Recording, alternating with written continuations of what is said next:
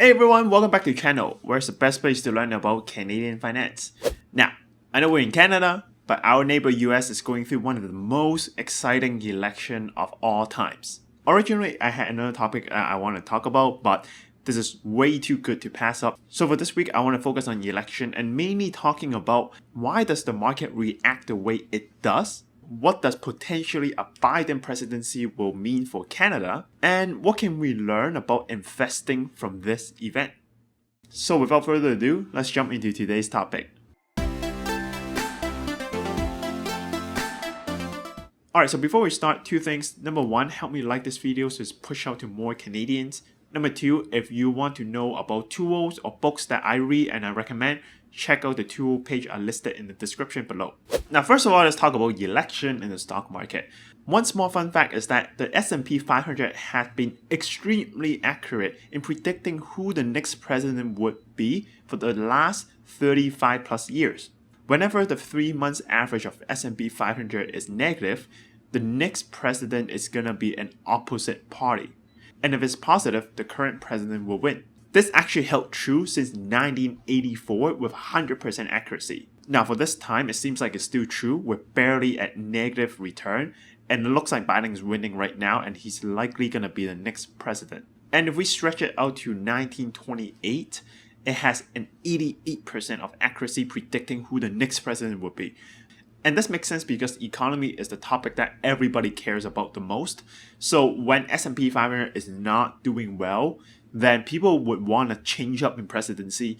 And when it's doing well, everyone's making money, they want things to stay the same. So in 4 years, if you're wondering if Biden is going to win again, pay attention to the S&P 500 average. Now let's move on and talk about the now. What is going on in the market and how come it has reacted the way it did? So even though the election is not officially over, as of today, votes are still being counted. So there is still a slim margin that Trump could win. And also he's pushing for a lot of lawsuits all around the country. How come the market reacted positively ever since the presidential election? Does this mean investors prefer Biden over Trump? Or maybe they think Biden is better for the economy? Is that why market react positively? Actually, not really. When it comes to the market, it's not really about preference.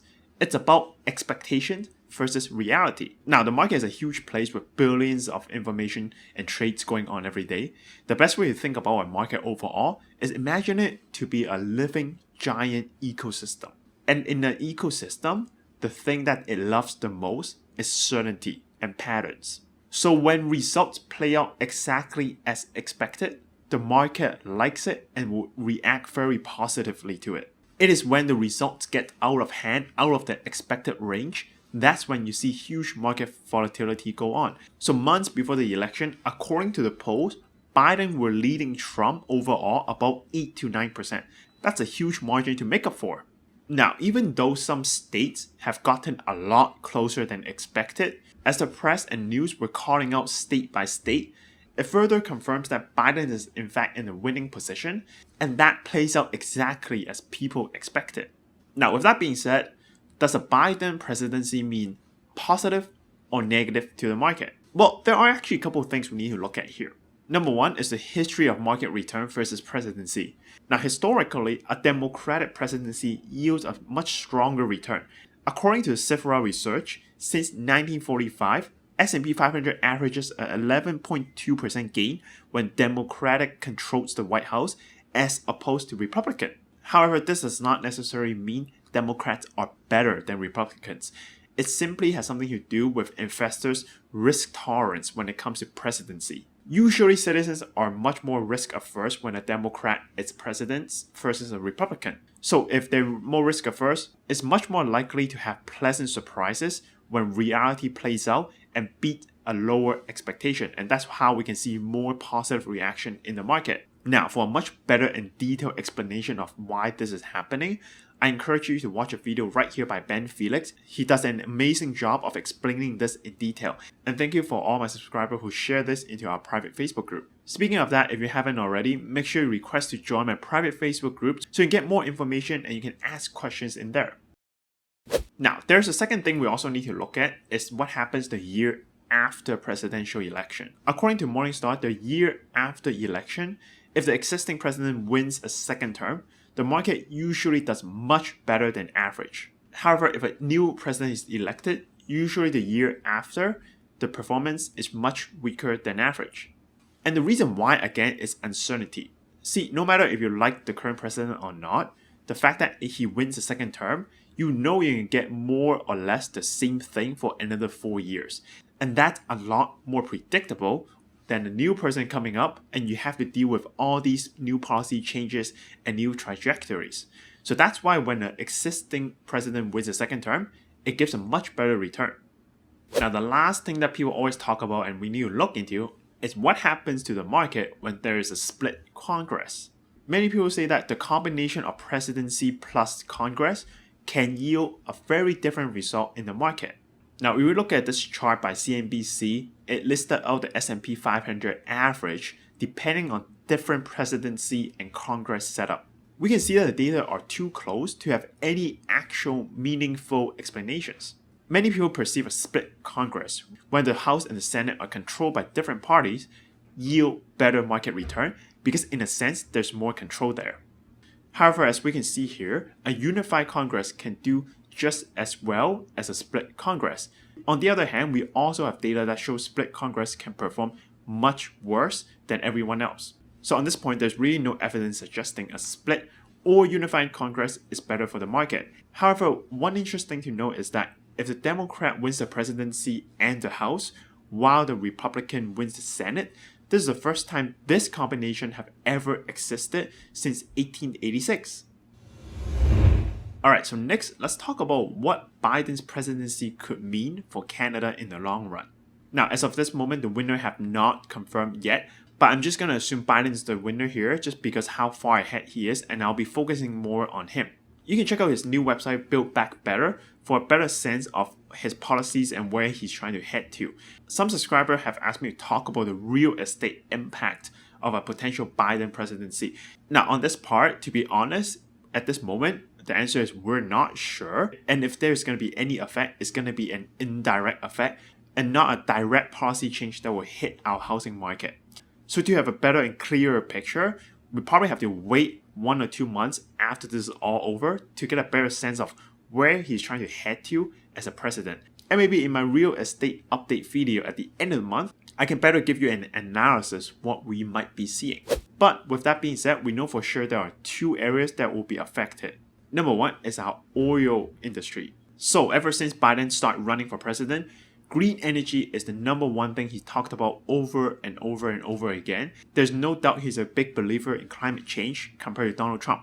So the first effect we might see is the possible removal and cancellation of the Keystone XL pipeline. Now, this project is a $14.4 billion pipeline that will stretch from Canada to US. It's designed to move about 830,000 barrels of oil per day from Alberta to the Gulf Coast of US. Since March, in multiple interviews, Biden have vowed to remove the approval for this pipeline if he becomes the president.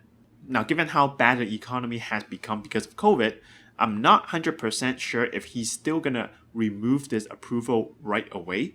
But if it does get delayed or even cancelled, this could be a huge blow to the already weakened economy of Alberta. Alberta has committed $1.5 billion into this project already and have offered up to $6 billion in funding for 2021. So this is definitely one of the key things we need to watch for moving forward. Now, second thing about green energy is the Paris Climate Agreement. So for those that don't know, this is actually a committee agreement that many first world countries come together and agree on reducing the carbon footprint in order to improve climate change. But Donald Trump, being a non-believer in climate change, actually exited from the committee. Now, Biden already said that the first thing he's going to do once he becomes a president is to rejoin this climate agreement. And he's going to go hard on countries who do not follow the threshold set out in the agreement. As of now, Canada actually do not meet the target. And if Canada continues to miss the target, we may see some sort of punishment coming from the new president, probably in the form of trade tariffs. Which brings me to the next point, is what's going to happen to trade. Now, there's no secret, for the last 4 years, the relationship between US and many of its allies and trading partners have become very, very tense, Biden have promised to be much, much friendlier once he becomes president, which means there's likely no more threat of steel and aluminum tariffs. However, we should not expect a complete revival and a reversal of all the trade agreements settled between Trump and our government. Because in Biden's policy, one of the things he listed is made in all of America, which means he still want to focus on the competitiveness and the economy internally. So even though the new president is much more friendlier, we may still see some level of protectionist policies being in place. For example, Canadian firms could get pushed out when they try to bid for US infrastructure projects. So while relationship will soften and trade will likely improve, we still have to pay attention to this area. Now, the last part I want to talk about is what we can learn for investing through this presidential election. Before the election, I've talked to many people, and a lot of them actually state that due to uncertainty coming up, they have pulled money completely out from the market in case the market will drop right after the election. Now, I'm going to be honest, and I'll go ahead and say this. I don't agree ever with pulling money out. I believe that staying invested is always the better options. Unless this money you're going to be using in a very short time, or you're about to add a lot of money right before the election, then those are the two exceptions. But other than that, staying invested, in my opinion, is always better. And here's why. According to a study of JP Morgan's of what happens to the S&P 500 from 1999 to 2018, here's what happens when you miss X amount of best trading days in those years. If you put in $10,000 from 1999, by the end of 2018, it would have turned into $29,000 if you have been fully invested. So no matter what happened to S&P 500, you can ride through all the up and down, you will still come out almost 300% ahead. However, if you have pulled money out here and there and you miss the 10 best trading days in these years, your $10,000 would only come out to be $14,800. If you miss 20 days, you actually end up losing money and have $9,300. And to the extreme, if you have missed the best 60 trading days, you will actually only have $2,000 left.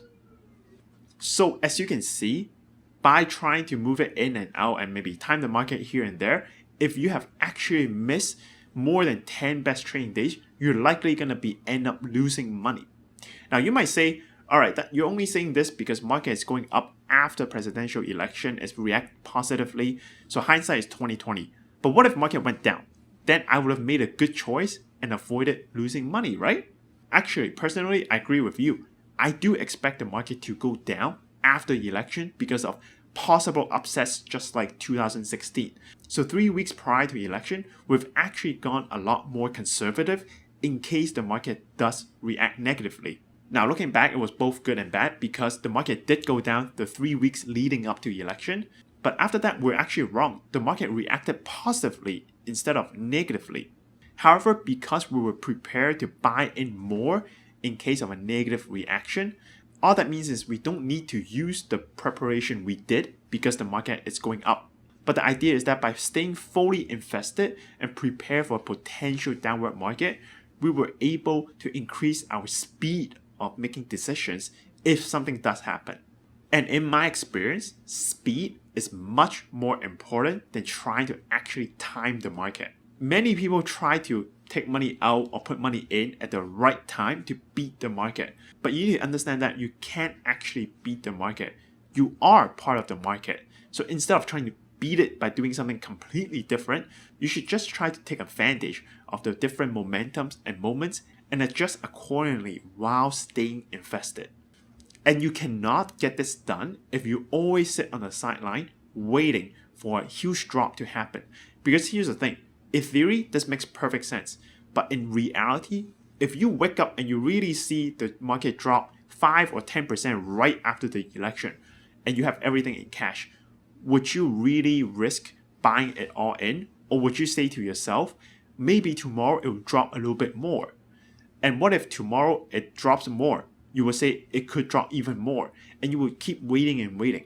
Or even worse, tomorrow it rebounds, it goes back up, and you feel like, oh man, I missed out, I better go in right now. And then the next day, it drops again. And now instead of buy low, sell high, you did the complete opposite. You bought high and you sold low. So in my opinion, staying invested is always better. Now, if you don't agree or you have other comments, let me know in the comment below. Maybe there are perspectives or angles here I'm not seeing. And if you like these videos, I do upload them every Tuesday, 8:30 UST. So make sure you comment, like, and subscribe to my channel. Click the bell button to get all the notifications in the future. Alright, this is Jacky. I hope you found this interesting. I'll see you next week. Bye!